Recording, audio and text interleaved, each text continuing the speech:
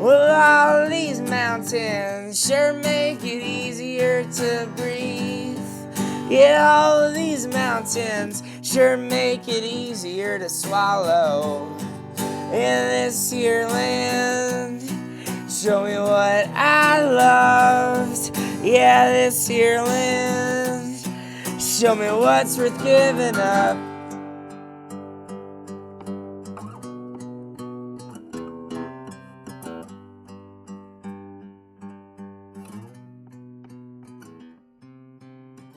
Spell my name. My name is Russell Wild, Russell, Wild, just how you spell it. And I am the lead singer and a songwriter for Jack Doll Shine. I guess in a way I am Jack Doll Shine. I moved here 2 years ago from Tampa, Florida, and I've been in Colorado, Glenwood Springs ever since. Just playing music and selling weed to the people. The first person that ever got me into music was my Uncle Howie. And he was in a bluegrass band called Buffalo Strange, more of a bluegrass hippie style band called Buffalo Strange. And I would always go and hang out with him, and he would have these parties at his house, or he'd have the band over, and I'd watch them play. And he started teaching me how to play stand-up bass, which is what he played in the band. And I'm this little kid sitting on this stool holding up this bass, trying to pluck along, and I just fell in love with it. And then I was living with my father and my stepmother, and she had two sons, one named Tyler and Ricky, and they were assholes, really negative people, but they did have guitars in their room, which is a plus. So whenever they were out doing things, I would sneak into the room and grab their guitar and pretty much teach myself basic little chords. So the first song I ever learned was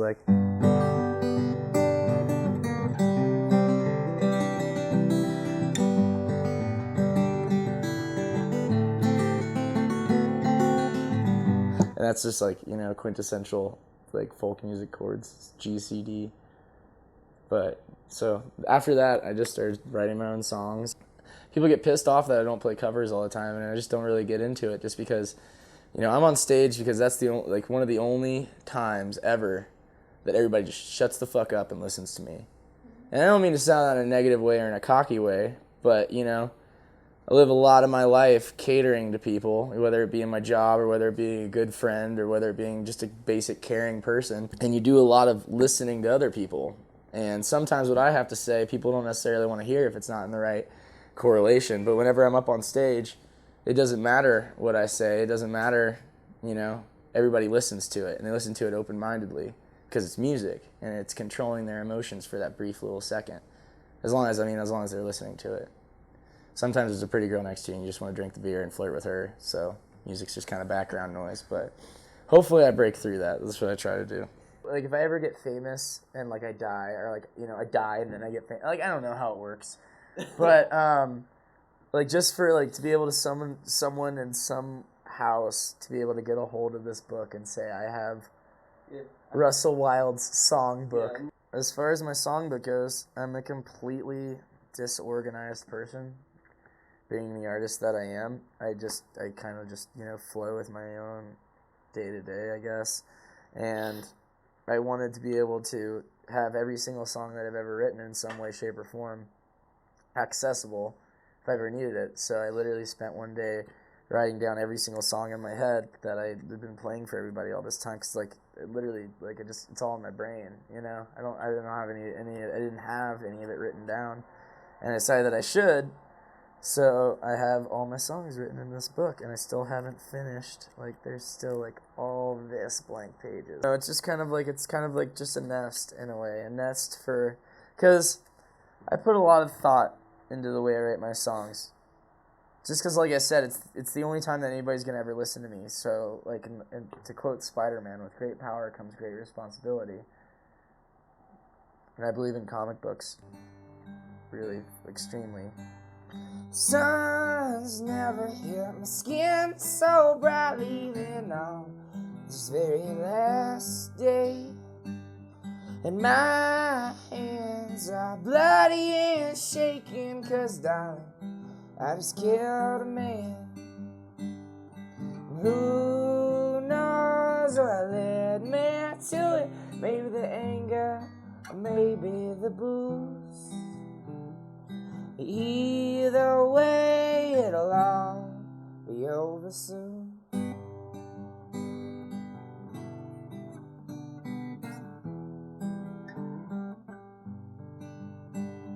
And those lights are coming to get me, but don't you dare stress your mind. It's gonna be the long stretch, this one, but I had to see it one last time. And though I know those letters from home are gonna be coming fewer and few, and as time moves on, so will you.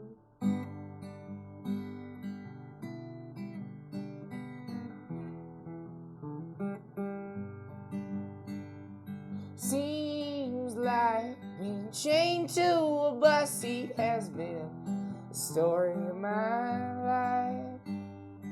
Back to the big concrete candle, to the hall where the dead men hide. And though I may end up talking to walls, at least I have some friends.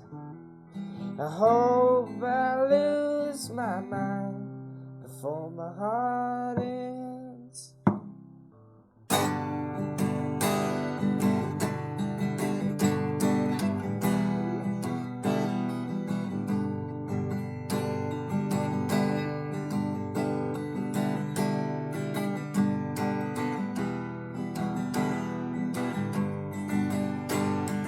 My stomach is full, my last meal, as they strap me into my throat.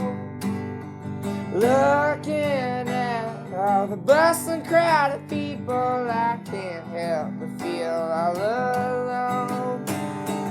As they flip the switch, I see that girl in the back of my mind. I'm glad our eyes got to meet one last time.